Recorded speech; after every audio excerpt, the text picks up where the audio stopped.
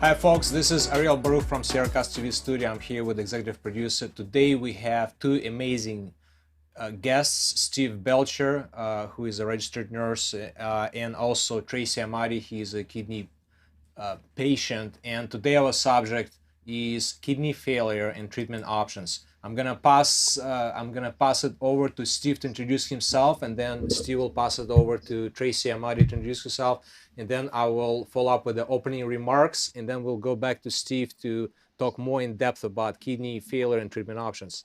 And then Tracey will follow up after Steve with her story. She has amazing story as a kidney patient for many years. She has been on many different dialysis options, and it's going to be an amazing show. So welcome, and Steve, take it away.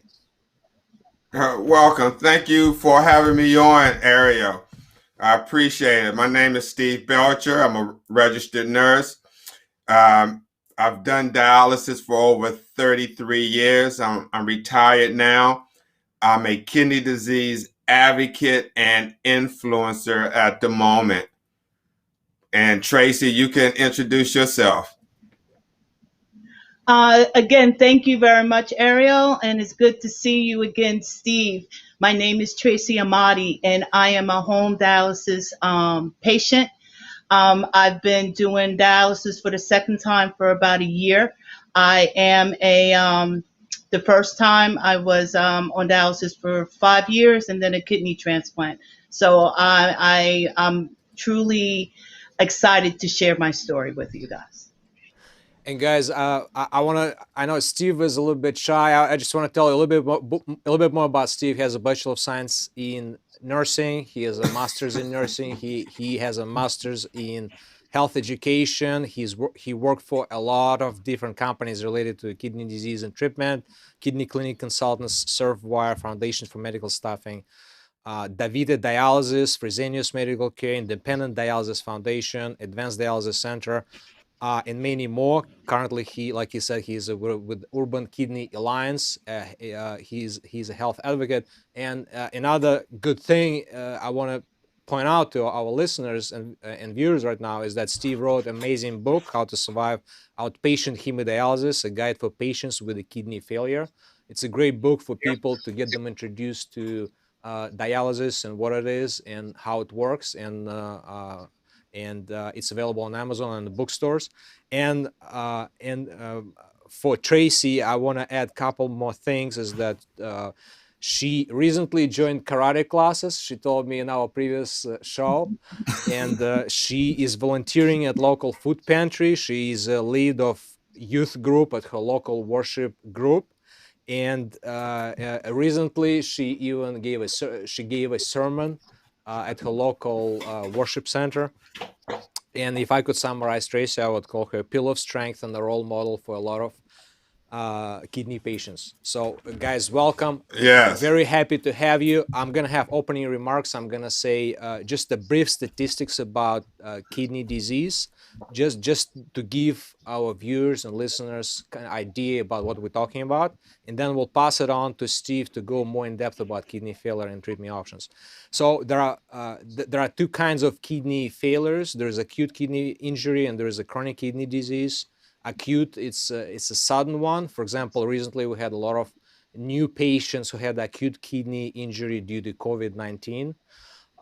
For the chronic kidney disease, there are 5 stages. The first 3 stages are so mild it's extremely difficult to even understand that person has kidney disease. So the awareness among those people is extremely low. So statistically, it's less than 10% of people aware that they are somewhere between stage 1 to 3 in the kidney disease. So there are 5 stages. The stage number 4 is severe loss of kidney function, and stage number 5 is essentially kidney failure, where a person is required to have a dialysis or have a transplant to be able to survive. And it's also termed that as end-stage renal disease. Dialysis, essentially what it does, it filters the waste from the body, waste and excess fluid. And a couple more statistics. So general chronic kidney disease prevalence in the general population is 14%. So we're talking about a significant number of people.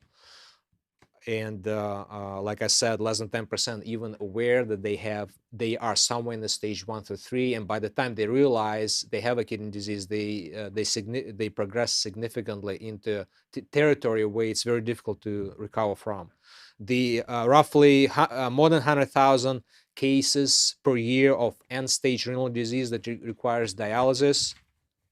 Each year, there are roughly somewhere around 20,000 transplants performed in the United States, and the most amazing figure is that the Medicare spends roughly 50 billion a year on dealing with chronic kidney disease for patients who are over 65. So those are staggering numbers. A lot of businesses revolve around dialysis. So Steve, I know you are an expert in this. You've been in this for 33 years. Please take it away. Tell us a little bit more about the kidney failure and the treatment options. Well, Ariel, thank you. Also, with kidney disease, the two leading causes of kidney failure are diabetes and hypertension. In fact, 9 out of 10 African Americans have stage 3 kidney disease and aren't even aware of it. Now, you mentioned the 5 stages and you said the first 3 are mild. That is true. However, I just mentioned 9 out of 10 have stage 3 and aren't even aware of it. So if you're at stage 3 kidney disease and you're not even aware that you have that, then you're more than likely to get to stage 5 kidney disease sooner than later, because you probably will continue to do the exact same behavior that led you to stage 3. Now, some people, as I mentioned in the last show, well, everyone who has type 2 diabetes or hypertension have kidney failure? Absolutely not. But if you have these diseases and you continue to do unhealthy behavior, like if you have diabetes and you continue to have high blood sugars over 300, 400, and it's kind of erratically all over the place, for lack of better term, and then you have high blood pressure, which is uncontrolled, then these conditions, if they're not addressed and not put in their proper place, can lead to kidney disease or other diseases like heart disease, stroke, cardiac arrest. What's the word I want to use? Retinopathy, neuropathy. I mean, so many problems can come out of this if not addressed properly. Now, for the treatment options for someone who gets kidney failure, you did mention about acute kidney injury, and that has happened with the recent COVID pandemic. And it can also happen if you're in a car accident and your body is hit with shock or some type of trauma, which can shut down the kidneys. A drug overdose can knock your kidneys out. If someone is a heroin user and they take too much heroin, that can knock your kidneys out. So the treatment options for this, for kidney failure, is dialysis. Now you got 2 types of dialysis. In this right here in this picture that we're watching, this machine is called a cycler for peritoneal dialysis, or CCPD, continuous cycle peritoneal dialysis. Now, as I said, you have the treatment for kidney failure is dialysis. Now you break that off. You got hemodialysis and you got peritoneal dialysis. Hemodialysis is where right here in this picture that we're watching, person can do it at home or they could go in center and someone is connecting them to a machine, and they're there anywhere from 3 to 4 hours. If you're at home, some patients may do up to 6 to 7 hours.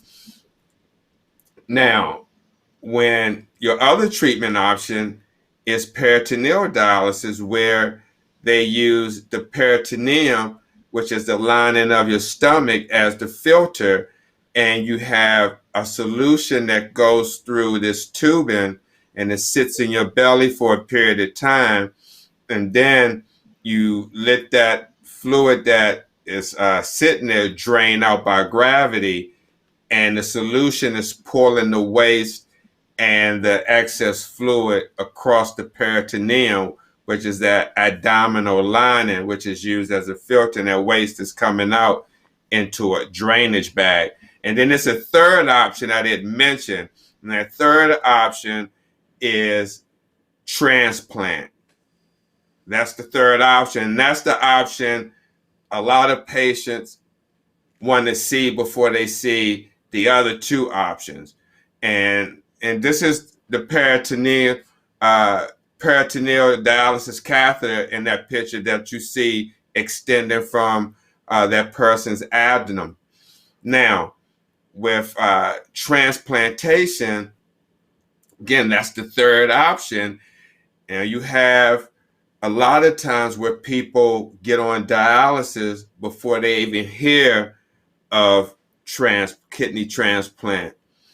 However, there is a procedure, well, not a procedure, but there is something called preemptive kidney transplant, where this is done before you even hit dialysis. And again, a lot of people are not aware of that option. But if you are aware of that option, your chances could be, a lot better getting a transplant from a living donor or relative than it is from a cadaver donor or someone that's deceased. And again, a lot of people don't know about the preemptive. They get told that their kidneys are failing, they may be at stage 4, and during that time, they could have been looking for a donor. But if they didn't know about it, then they're just going through the process of pretty much waiting to go on dialysis unless they stop or halt that progression at stage 4. Now, you can halt the progression and never have to go on dialysis. Okay, you can have stage 4, and if you manage it really, really well and really take strict control, management of your hypertension or your diabetes, then that's a possibility. Then you have other congenital problems that cause kidney failure, like polycystic kidney disease, which one has no control if you're born with some type of congenital condition that leads to kidney failure. Then you got lupus and sickle cell and your other diseases, which can lead back to kidney failure. But again, 3 options: hemodialysis, peritoneal, which peritoneal breaks down to CCPD or CAPD. CAPD is continuously ambulatory peritoneal dialysis. CCPD is continuous cycle peritoneal dialysis, where you saw that cycle machine. And the third option is transplantation. And then, Ariel, as I may say, is one more option, and that's no option at all. And what I mean by that, a person doesn't have to do neither. Okay, if their kidneys fail or they in that stage at stage 4, stage 5, there's a treatment option called conservative therapy. What they do with that, they manage the disease as strictly and accurately as they can. They address symptoms that may arise and keep you comfortable. But one doesn't have to do no treatment at all. You just manage what's going on, and until your time comes for you to leave this earth, that's when it will come. So how many people actually choose that option to do not do dialysis? I don't know the statistics on that. However, I do know patients when I was working that once they started, they was on for a period of time, they decided that they didn't want to do it no more. And this is because what of all the happens? difficulties? Is this because of the difficulties with the dialysis? It's a lot of reasons, Ariel. It can be the person is not eligible for transplant because they got multiple problems.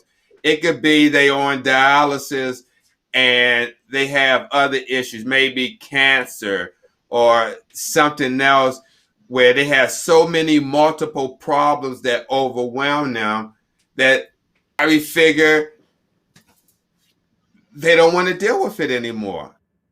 So they felt like they didn't have a strength to fight it back. You don't know until you live with the disease. And the thing is, I haven't lived with it, so I can't speak on it or been in that situation. But again, I work with patients and seen many patients go into hospice to resume the treatment if it gets to a point where maybe a person starts getting anxious because of the fluid buildup and everything else that comes along with not getting a dialysis treatment for a long period of time. You're going to start feeling bad.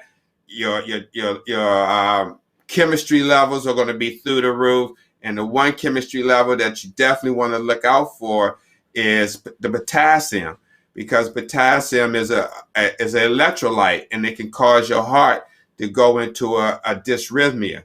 And so when you're a person and decided not to do dialysis anymore, and you have this fluid buildup and you're trying to sleep, it can be very uncomfortable trying to lay down and you have all this fluid in your lungs. It's almost like you're in acute respiratory distress. And so that's the fourth option. It's called conservative therapy. Excuse me? So regarding the transplant that you mentioned earlier, that was one of the options. What is the waiting time right now? My understanding was it's roughly 4 years, but can you tell us more about this? And what is the requirement to get a transplant? Well, Ariel, each state is different. Some places the waiting list is going to be longer than others, depending on how many people on the list in that state. New York, they say 8 to 10 years, 7 years. Maryland, I think, is 5 to 6. And don't quote me on these numbers. I'm getting that from what I hear kidney warriors mention. And Tracey may be able to jump on in a minute to tell her example of what they told her when she went to to try to get on the transplant list in New Jersey, what the waiting time is. But when it comes to waiting, you have more people on the waiting list than you do in the donor pool. Okay, so right now it's over 100,000 people waiting for a life-saving kidney transplant. And so what is the survival rate? So if let's say somebody get a transplant from a deceased person, so somebody died in, let's say, in a car accident and donated kidney, like what is the typical survival rate or functioning number of years that kidney would function? Again, I honestly can't tell you the rate or any numbers. It could be some scientific numbers out there. However, this is the thing with that, Ariel.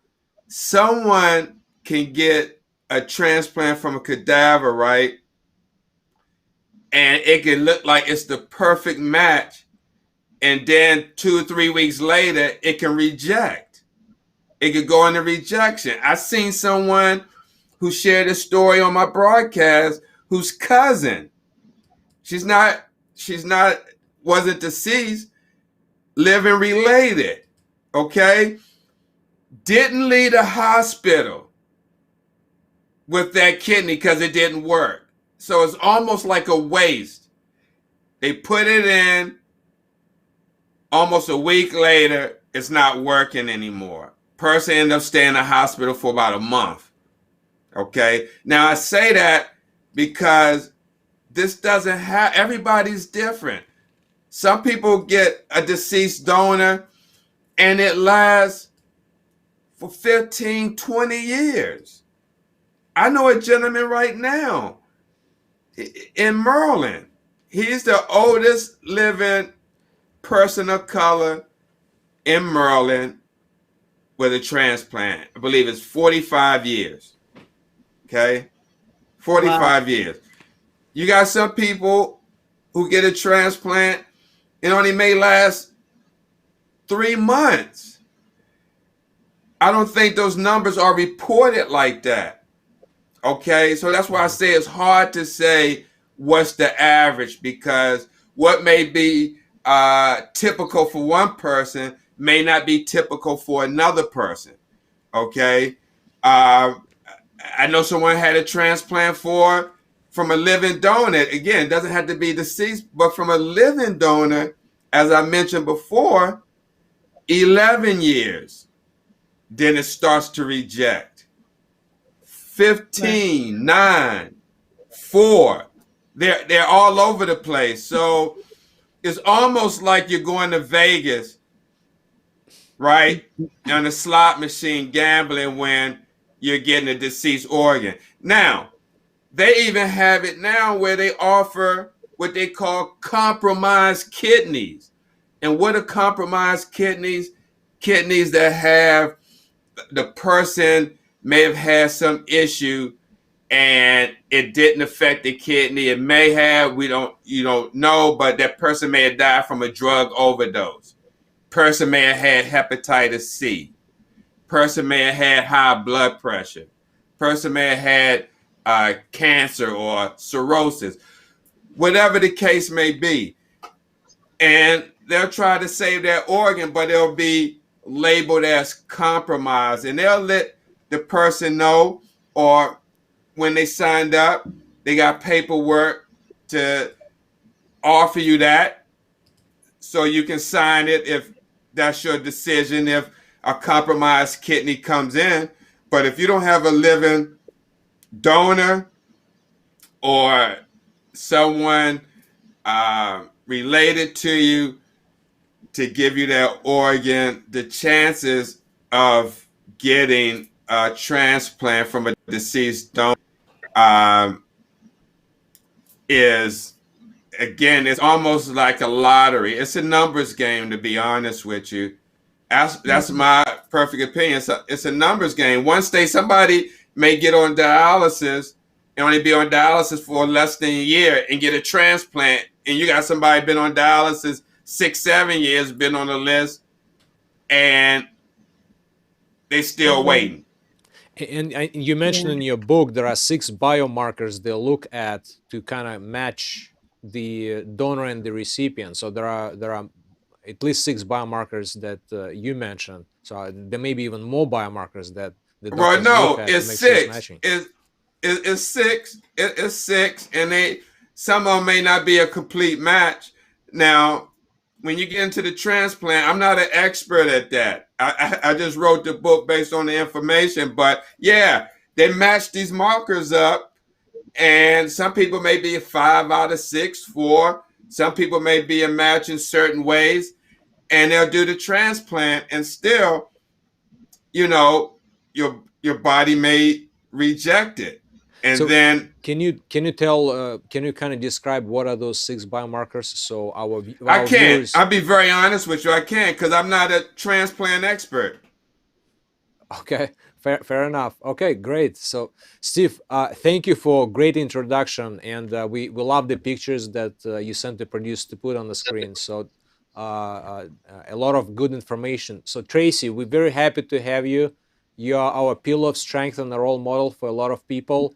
like Steve mentioned, some people just give up even before trying, and you have amazing story where not only you were on, you had end stage renal disease, kidney failure for a lot of years. You kind of overcome those obstacles, and you are vibrant, and you happy. You're taking karate classes, and you volunteering at food pantry, and you're teaching youth groups, and you're giving sermons that you shared recently with us.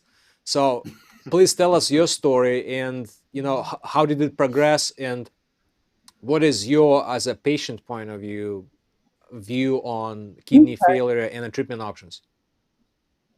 Thank you for giving me this opportunity to share my story. 2016, my nephrologist told me that I had FSGS. I still have not learned to pronounce this. Oh, Steve, you got to help me out. Focal segmental, what is it? Segmental glomerulus nephritis. Yes, thank you very much.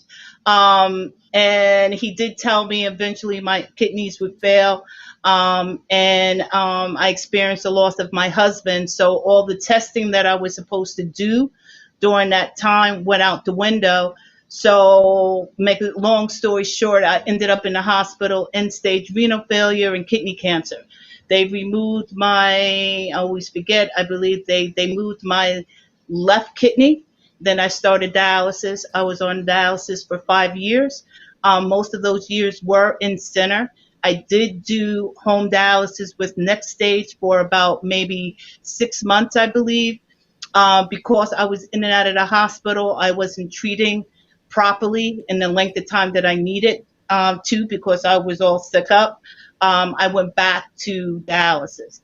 And then 2013, my son, he was not an exact match. So we did an exchange. So he gave his kidney to a woman, and her husband gave to me. So that is a four-way exchange. And I lived dialysis free for 7 years, and I really did not miss dialysis at all. Um, it's very important that people be proactive in their health and not reactive. You know what you need to do to take care of yourself. You have to, the doctor says, you know what, you have to take meds. Um, watch your sugar levels. You have to take it seriously, because you can end up on dialysis. You can end up losing a limb through because of diabetes. Dialysis, end stage renal failure, kidney disease is no joke. Even, and sometimes my people around me, when I was on dialysis the first time, I had my good days and bad days. And people couldn't understand when I had my bad days. They're just like, well, yesterday she was fine. It is unpredictable. Now I'm doing, in 2020, rushed to the hospital again. And I had a bowel obstruction and knocked out the remaining function of my kidney. My kidneys function was slowly declining. And I knew that going back on dialysis was inevitable, but I was trying to, stretch it out, because the doctor said, let's see how you feel. If you could, watch your diet and watch your fluid intake, you could stretch this out. But unfortunately, because of the surgery, I ended up back on dialysis. By God's grace, Tableau, which is manufactured by Outset, they received the approval from FDA to take this machine home. So I was the first person to use Tableau at home. They were at hospitals and nursing homes. I was the first one to take it home. And this is, I affectionately call her Tammy, with an IE. She is my best friend. Doing dialysis at home has been a game changer. Like Ariel said, I'm doing karate. I work part time. I'm a youth director. Um, I've done sermons. I volunteer at the food pantry at my church. I would not have been able to do this if I was doing it in center. And the difference between in center and doing it at home, the machines, the home dialysis, I say Tableau is more gentler on the body. Um, in comparison, the in-center machines are like a Maserati, and this one is like a Volkswagen. So you want it just wreaks havoc on your body. Um, I'm just I got so much stuff to share. Um, it is a matter of choice. If you ask me, I would tell everybody to take Tableau home. But possibly maybe hemodialysis is not for you, but you have to Mm-hmm. know your options. Know that there is PD. Know that there's Tableau. There's next stage. There's, and of course, in center. But regardless of where you are, you have to treat your body right. A lot of people say that they're all sick up from dialysis, but did they watch their fluid intake? Are they watching the foods that they eat? You have to just treat your body well, regardless if you have end-stage renal failure or not. Like the statistic says that there are 37 million people, Steve, and you tell me if I'm wrong, walking around with kidney failure. Yes, The undiagnosed. Well, kidney disease. undiagnosed, right? Especially if you're in the category of being an African American, Hispanic, you have to know your history, your family history. You have to know. My famous saying is be in the know. Be in the know about your health. Be in the know. What is your BP, your blood pressure? What is your sugar levels? And if you know that sugar runs in your family, you have to take heed to that, because of the fact that if you could prevent this disease of progressing, if you could prevent yourself to be on dialysis, and yes, I have a positive attitude, and I say that I have no other choice. I don't know how long I'm going to be on this earth, but I'm not going to sit here being miserable. Yes, the world threw me lemons. I'm making lemonade. Okay, but I do have my silent tantrums at times. I really do. Like, I get upset and I was like, I don't want to do dialysis, but what other choice do I have? Like, there are some people, and I remember when I was in center, there was a woman and she was so sweet. And she was going in, and when we would sit and talk, she would show me pictures of her grandkids. And then she said that she found out that she had cancer. And she says, there's no way that I'm going to battle cancer and doing dialysis. She chose not to do dialysis any longer. So it took her like 3 months. So I don't know what took her out. It might have been the cancer or her not doing dialysis. But if you take care of yourself, um, hopefully you don't have to make those choices. And I can't do anything with the fact that I have kidney disease. There's nothing I can do. So I choose to have a positive outlook. I refuse to be defined by the fact that I'm a dialysis patient. I have FSGS. I want to live a fulfilled life, and doing it at home and allows me to do that. And like I said, that I do have my bad days. Like last night, instead of taking 4 hours to do my treatment, it took me 5 because the machine kept on stopping because of the placement of the needles. You know what I mean? I was very frustrated. But you have to take the bull by the horns and just say, you know what, I'm going to get through this. Hopefully, you have a support group. And if you don't have a support group, you could find one on like Facebook. Sometimes, you have to be careful because sometimes Facebook, they get kind of negative. But I wanted to talk about Steve talking about the live kidney donor. You don't have to, a family member, um, they don't have to be an exact match.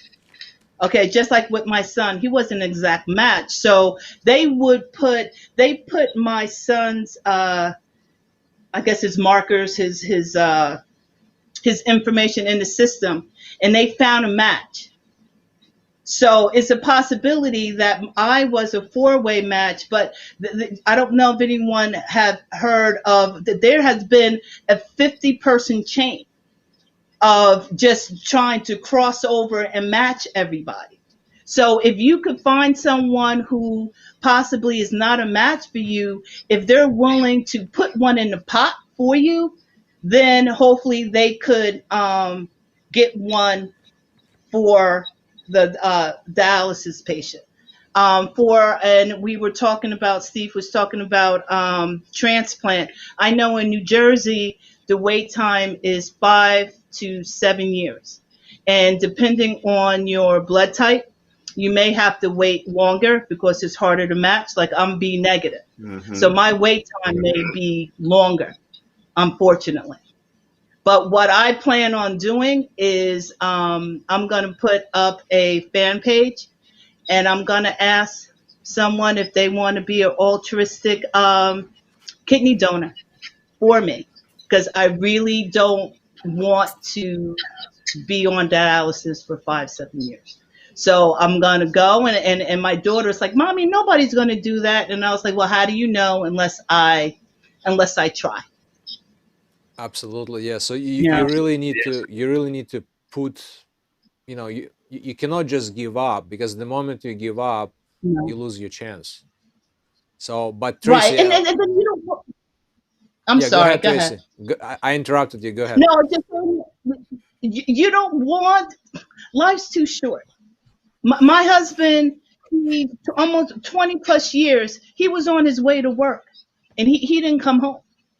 And then maybe that's the reason why I have the attitude that I do, because of the fact that I don't know when I walk out that door, am I going to come home? So am I going, the days that I'm here, I'm going to be miserable, or I'm going to be happy and bless other people because I'm truly blessed. Even though that I'm sitting here with kidney disease and I throw tension tantrums sometimes, but I'm here. I'm able to see my children. My son and my daughter are graduating from college in May. Well, May and July. Congratulations. Yeah, thank you. So I'm very proud. So I want to live my life for them, and I want to live a fulfilled life, regardless of what life has thrown at me. Yeah, that's amazing. So, Steve, I want to kind of cross it over to you. Can you tell us a little bit more about support groups that are available out there that also help educate? I know obviously you are actively involved in advocating, and Tracy involved in advocating kidney health, and talking about this and sharing the story. Tracy's story is amazing. Can you tell us more about support groups and what's available? You listed a number of, in your book, on at the very end of your book, you listed a number of organizations, and I think people will find it very helpful if you can talk a little bit more about this. Sure. Well, you're right, Ariel. In the back of my book, I listed maybe about 4 or 5, maybe 6 small organizations that deal with patients with kidney disease, because these organizations are not like the big ones that you always hear about, National Kidney Foundation or American Kidney Fund or AAKP, which I listed in my book. I really respect the AAKP for what they do. Now, I think I put in Kidney Solutions. That's a support group in that book. Gentleman named Kent Bressler, who's a dialysis, who was a nurse, retired nurse, and transplant recipient, created this group, and it's online. And I don't know the web address, but it's called Kidney Solutions. Then you have Transplant Journey, which is a young lady named Jim Benson, who runs that had a double transplant, meaning a kidney pancreas transplant, and her organizations for people who are waiting for a kidney transplant. She assists and help them navigate through the system to get on the donors list. I'm sorry, to get on the transplant list, and anything else, any other information they may need to help navigate through that process. And then I had AAKP, which is American Association for Kidney Patients.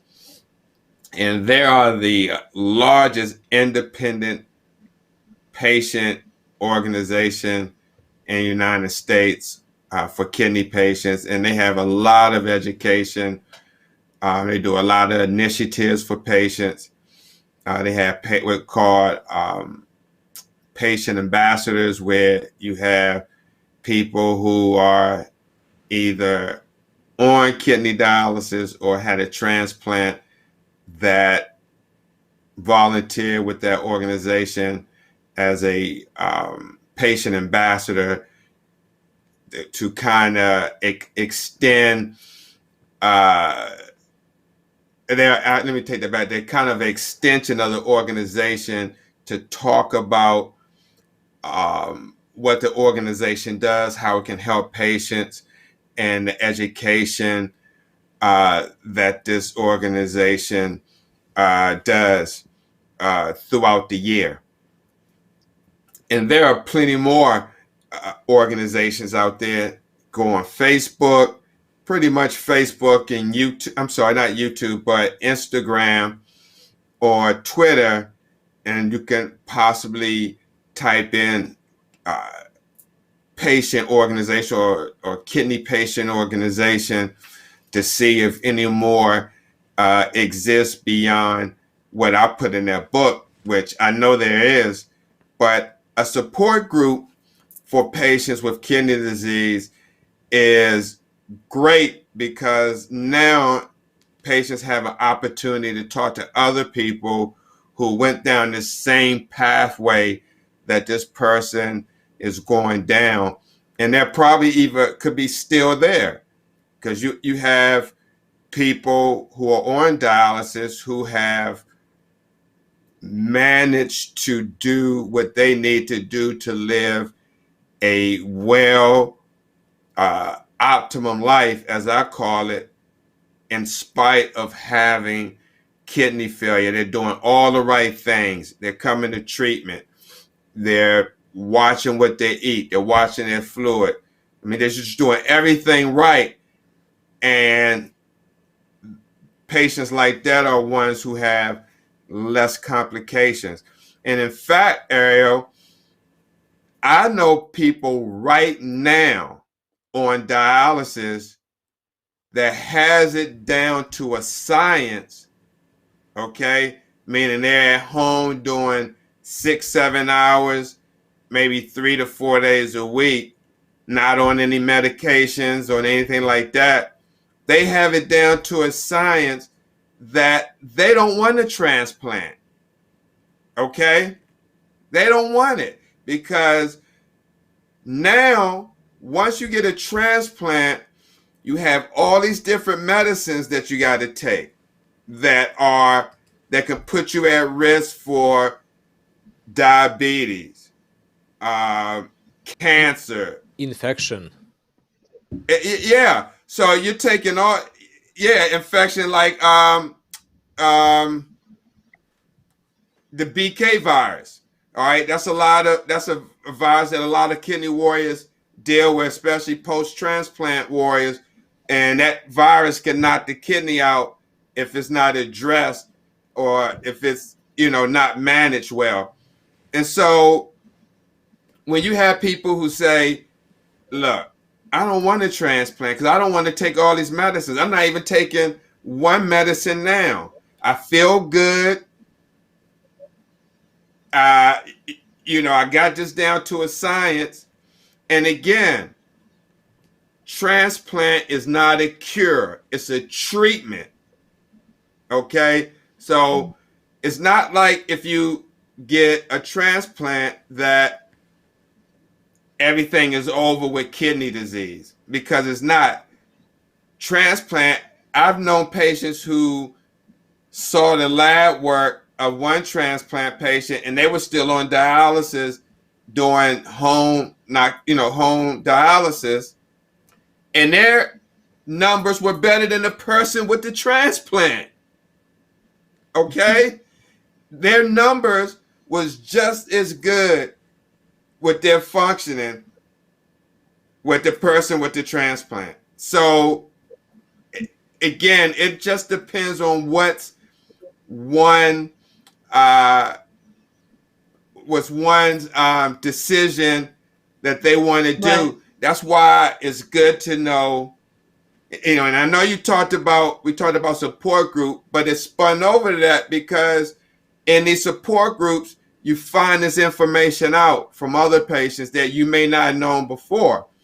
And so that's why it's always good to know what's going on, check your numbers, and be up to date with the latest information. And support groups can give you that information instead of one just going on the World Wide Web and maybe get information that is not even um, correct. So, Steve, I have Right. some follow Hey, up questions. Yeah. Okay, Steve, I have follow up questions. So, one of them is the when people do peritoneal dialysis and there is a catheter inserted into peritoneum, it takes several weeks to heal, and I believe this is one of the factors that people have to wait. No, certain treatments takes time. For example, to be able to do what Tracey does at home, there is a need to have fistula in the arm, which again can take weeks or even months to heal before people can even use it. So some options really have each treatment has its own limitations. Is that correct? Yes and no. Now, you mentioned Tracey with the fistula and doing treatment at home. Yes, but you have patients who have what's called a catheter. Okay, they don't want to. They may not can't get a fistula or access in their arm because their veins in their arms no longer works or can sustain the access. So they may have to use a large vein, which that's where the catheter comes into place. Now, with peritoneal, yes, you get the surgery, and it takes about 2 to 3 weeks to heal, but you're still getting treatment. You're going into the clinic.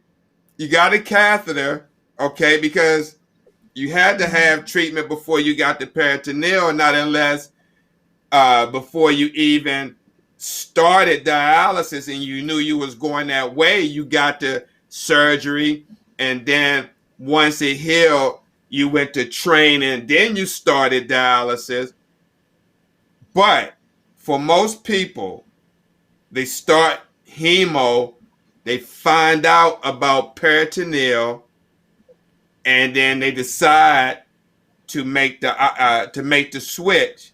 And when they make that switch and have that surgery, they still have the access in their arm to do in-center dialysis or home or whatever they're doing until that catheter is healed and they're ready to go through the PD training.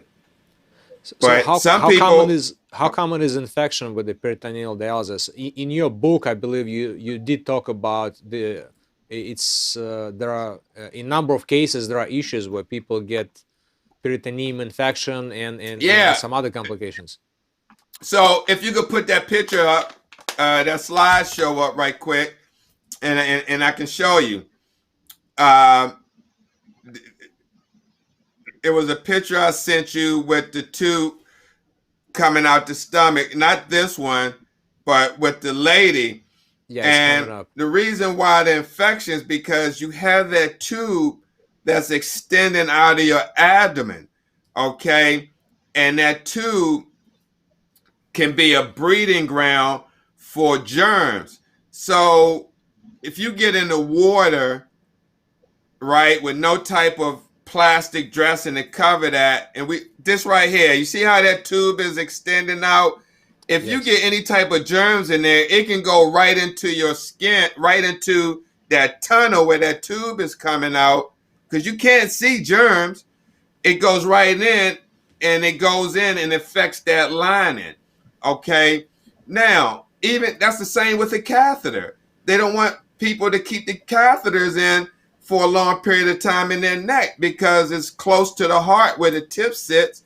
And again, it's a breeding ground for infection, that catheter. But with peritoneal, when you got on gloves, or if you haven't washed your hands, you got on dirty gloves, or you're in an environment where germs can just spread all over the place. You have a fan on or whatever. If you're doing anything unsanitary and you're touching that catheter or anywhere near that, then that's where the infection comes in. I know many patients who never had a peritonitis, and that's what it's called, infection of the peritoneum.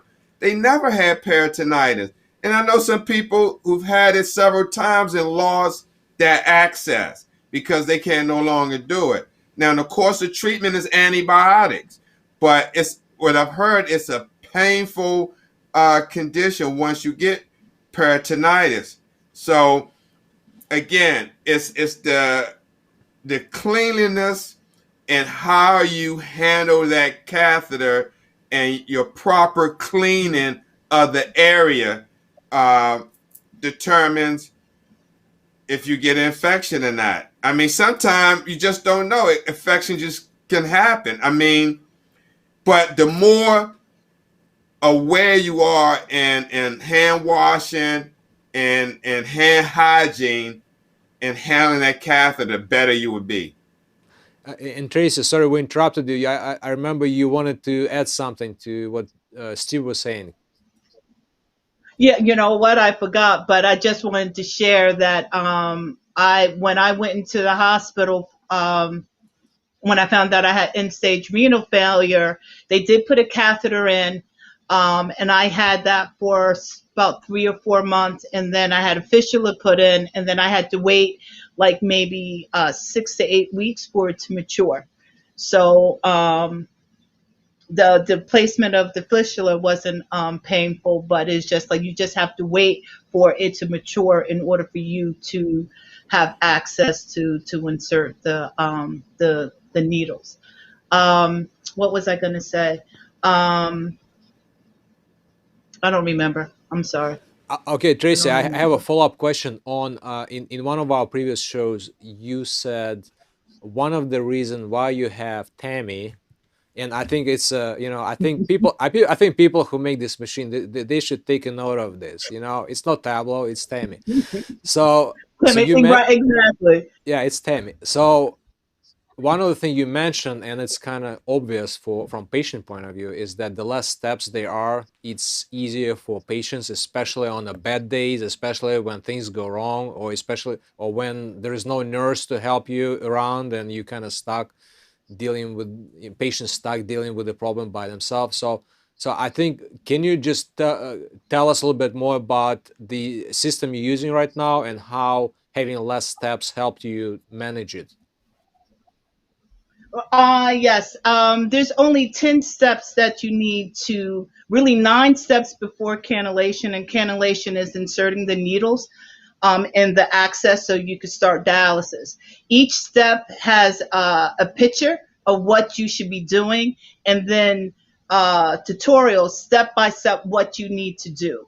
If you do make a mistake, say that you did step B before step A, Tammy's going to let you know step by step. It's easy. It took me, it's 2 weeks to learn. They do give you a tablet. They do encourage you to go on occasionally just to refresh about the system. Sometimes there's updates, But I know that when I used the other system, there was like 40 steps before I was even able to sit down and cannulate. So this is a lot easier, especially when you have a caregiver. They might not, it may be an older person. They would feel comfortable and confident that what they're doing is right because of the fact that they see step by step. If you're supposed to unscrew a blue cap, they'll show you a picture of the blue cap, and that's what you should be doing. In a sense, I had it for over a year now, almost a year. Um, I do things too fast. I don't even read it anymore, and sometimes I might skip a step, and she'll let me know. She'll let me know, and then also there's testing that you have to do, and it tells you exactly what you need to do, when you need to do it. And you're trained in all of this. Sometimes when I, putting in my heparin or whatever, I feel like I'm a nurse, but it's very easy to use. But again, people have their preference, but they have to know their options so that they can select the one that suits their lifestyle better. But they don't have to be in center. There's alternatives. So I'm hoping that people are listening to this broadcast so they know that they do have options. And this is what I wanted to share too, that Steve was talking about support groups. Usually, I know that my dialysis center that I trained in, before COVID hit, they had support groups like once a month where they just share their experience. The social worker and the dietitian would share like recipes, and it's really good because you you really don't understand about going through dialysis unless you are going through it yourself. So it's good that you are sitting around with people who have the same experience, and then you could share, and then just learning to cope. Because sometimes, people are really negative, and they despise dialysis, like to the point where, like, I read in the support groups on Facebook, I want to stop. I can't stand it, but then I'm just like, but if you stop, what the alternative is, that you do have something to live for. Don't allow your situation to define you. You define your situation. You keep on moving. And I say this all the time. My mother always told me that it's not going to be like this always. So it's always going to be a better day. It will be a better day. You just got to believe it and move forward. Absolutely, yeah, Tracy. So you're an amazing person. You're inspiring a lot of people, and you're doing all these different things. When some people just sitting around and complaining, you volunteering, you teaching youth groups, you helping at the food pantry, and you said you have a job also. Plus you a kidney health advocate. So we very fortunate to have you and also Steve Belcher today on the show. Thank you for coming up. We've been already more than an hour on the show, so it's been very informative. Thank you for sharing your experiences. I think there's a lot of information out there that people can read statistics and stuff like that. But the most important thing is what Steve shared with us and what you, Tracy, shared with us, because this is a first-hand experience of what people see and experience right now in dealing with the kidney failure and kidney treatment options. So thank you for coming up on the show. We're gonna have another session coming up on nutrition. It's a very big session, and it's I'm familiar with nutrition, but when I start reading about kidney nutrition, that's completely different ball game. It's like you taking it to the next level. So we look forward to have you, Steve and Tracy, on the show again. So let's have another wonderful show. We'll focus on nutrition, and then we'll also have another follow-up session with Tracy on emotional impact of kidney disease on kidney patients. So thank you for listening to us. Thank you for watching us, and we look forward to another amazing session. Ariel, can I say one thing before you close out? Yes, please. Yes, again, please, if you're watching this broadcast, definitely get checked for kidney disease, because Just like you see Subways and Starbucks, McDonald's, you're going to start seeing a lot of dialysis clinics the same way. And dialysis is going to be just like you go to a fast food restaurant. You go get your treatment and you leave. It's going to be another business in the community that's taking the money. Yes, so Steve, also please share, Steve and Tracey, please share with us how can people get in touch with you if they heard something that you were talking about and they want to get more in-depth information on this. Please let us know how to get in touch with you. Sure, if anyone will reach me, if they're on Facebook, I'm at Steve Belcher RN on Facebook. My email is stevelbelcher@gmail.com. Tracey, how about you? You could reach me at amaditracy@gmail.com, and I do have a Facebook page, Tracey Amadi. So you can find me and you can ask me any questions, and I'll make myself available to you. Great, thank you. Again, thank you for being with us, spending an hour of your time. This was a great information, and we'll look forward to another session on nutrition. Sounds good. Thank you, Ariel. Thanks, Tracey. Bye-bye. All right. Okay, folks, so we had a wonderful session with our guests, Steve and Tracey, who have wealth of information, many years of experience in dialysis. Steve from healthcare perspective and Tracey from a patient point of view. We're going to have another session coming up on nutrition and diet and how to protect healthy kidney and how to also deal with the diet that is specifically tailored to people who have problems with kidney and people who have end-stage renal disease where kidney actually already failed. So look up for those ads and please join us next time. Thank you.